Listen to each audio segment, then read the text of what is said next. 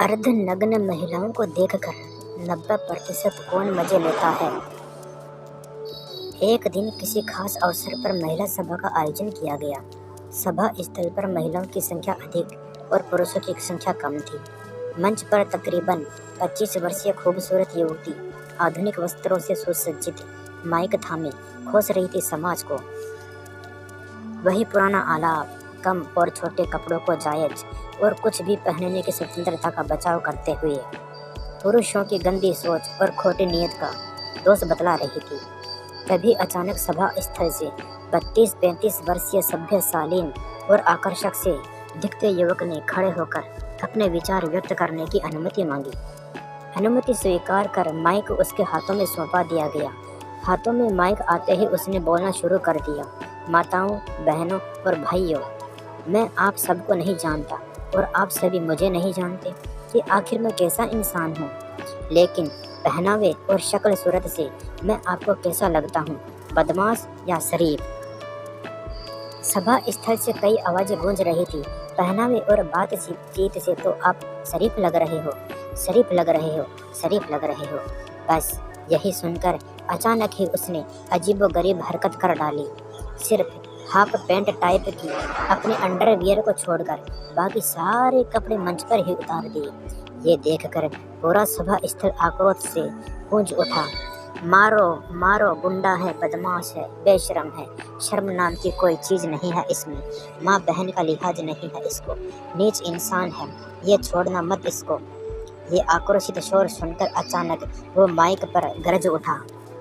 रुको, पहले मेरी बात सुन लो, फिर मार भी लेना, चाहे तो जिंदा जला भी देना मुझको।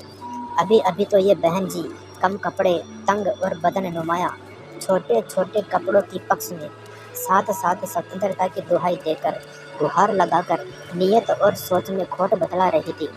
तब तो आप सभी तालियां बजा बजा कर सहमति जतला रहे थे। फिर मैंने क्या किया? सिर्फ कपड़ों की स्वतंत्रता ही तो दिखलाई है, नियत और सोच की खोट तो नहीं है। और फिर मैंने तो आप लोगों को माँ, बहन और भाई भी कहकर ही संबोधित किया है। फिर मेरे अर्धनग्न होते ही आप में किसी को भी मुझ में भाई और बेटा क्यों नज़र नहीं आया? मेरी नियत में आप लोगों को खोट कैसे नज़र आ गया? मुझ में आपको सिर्फ मर्द ही क्यों नज़र आया? भाई, बेटा, दोस्त क्यों नज़र नहीं आया? आप में से तो किसी की सोच और नियत भी खोटी नहीं थी। फिर ऐसा क्यों? यही तो सच है कि झूठ बोलते हो लोग कि वेशभूषा और पहनावे से कोई फर्क नहीं पड़ता।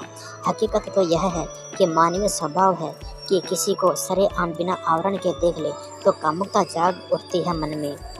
रूप, रस, शब्द, गंध, स्पर्श ये बहुत प्रभावशाली कारक हैं। इनके प्रभाव से विश्वामित्र जैसे मुनि के मस्तिष्क में विकार पैदा हो गया था, जबकि उन्होंने सिर्फ रूप कारक के दर्शन किए। आम मनुष्यों की वीर साथ कहा। दुर्गा सप्तशती के दिव्य कवच में श्लोक 38 में भगवती से इन्हीं कारकों से रक्षा करने की प्रार्थना की गई है। रसे रूपे च गंधे च शब्दे स्पर्शे च योगिनी सत्व रजस तम सच्चैव रक्षे नारायणी सदा। रस, रूप, गंध, शब्द, स्पर्श इन विषयों का अनुभव करते समय योगिनी देवी रक्षा करे तथा सत्व गुण, रजोगुण और तम गुण की रक्षा नारायणी देवी करे। आज के समाज की सोच ये है कि अपने घर की बेटियां अपने बदन को ढके या न ढके, लेकिन बहू मुँह छिपाकर घूंघट में ही रहनी चाहिए। आज के समाज में बदन ढकना जरूरी नहीं, पर मुँह ढकना जरूरी है। आज के समाज में घूंघट के लिए कोई जगह नहीं है, वैसे ही इन अर्धनग्न वस्त्रों के लिए भी कोई जगह नहीं है। जय हिंद।